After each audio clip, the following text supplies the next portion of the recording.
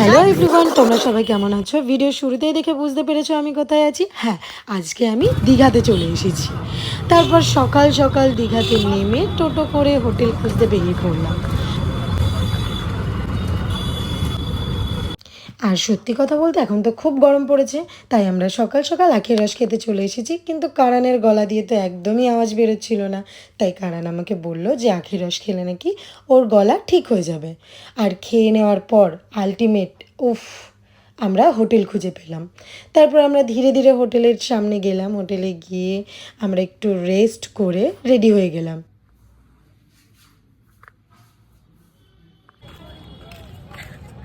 এত রোদ, আমরা পুরো এইভাবে যাচ্ছি।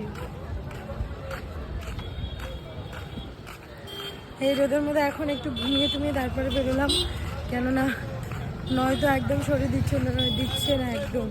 রাতে কাজ করার পরে পুরো সারা রাত জেগে কাজ করেছি, তারপর আবার আমরা বাসে বসবো, খুব কষ্ট হয়েছে, এদিক ওদিক করছিল, তো এক ফোঁটাও রেস্ট পাইনি।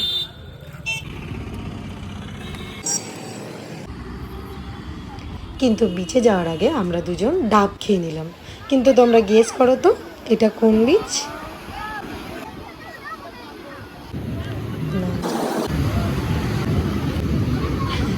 এটা আমাদের উদয়পুর বিচ। এখানে গিয়ে তো আমি খুব মজা করেছি, একদম জলের মধ্যে আমি বসেছিলাম। অবশ্য সাঁতার জানি না, বাট সমুদ্র আমার বরাবরই ভালো লাগে। তারপর আমি একটু নাচ করে নিলাম মিউজিক ছাড়া। আর কারণ আমাকে তো একটু একটু করে এগোতে বলছে।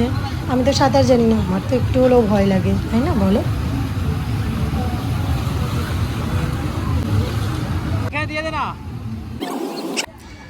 এরপর আমরা ইভিনিংয়ে নিউ দীঘা চলে এলাম।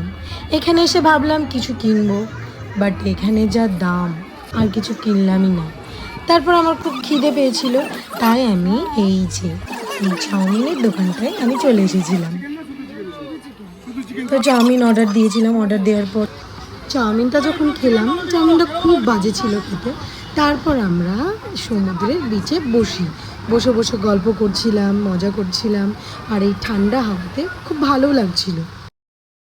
হ্যাঁ এভরিওয়ান, তো আমি এবার রুমে চলে এসেছি তোমাদের এই ব্যাগটা দেখানোর জন্য। চলো, এই ব্যাগটা ছিল আমার মায়ের জন্য। তারপর আমি নিয়েছিলাম এই যে, দেখো, এটা আমার খুব পছন্দের ছিল।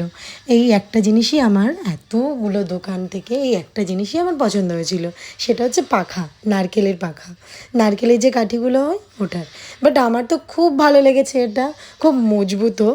তো দেখো, এটা আমি সাজিয়েও রাখতে পারি ঘরে। তো আমার খুব ভালো লেগেছিলো বলে আমি বারবার ভিডিওতে দেখাচ্ছিলাম। এই দেখো।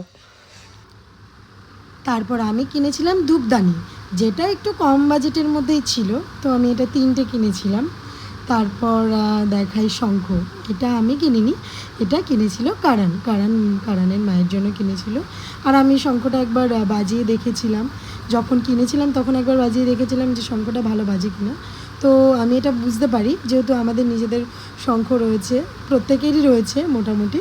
তো শঙ্খটা বাজিয়ে দেখেছিলাম, খুব ভালো বাজছিল, তো নিয়েছিলাম ওই কারণে। তারপর আমি এগুলো দেখানো কমপ্লিট করি, ব্যাস।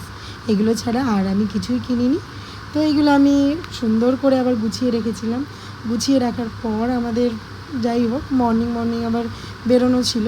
তো সেটাই আমি বলছিলাম যে মর্নিং বেরোতে হবে, বেশি ভিডিও করতে পারবো না, যেহেতু আমরা কাজের জন্য আমাদের তাড়াতাড়ি বেরোতে হবে, ঠিকঠাকভাবে ঘুমও আসেনি।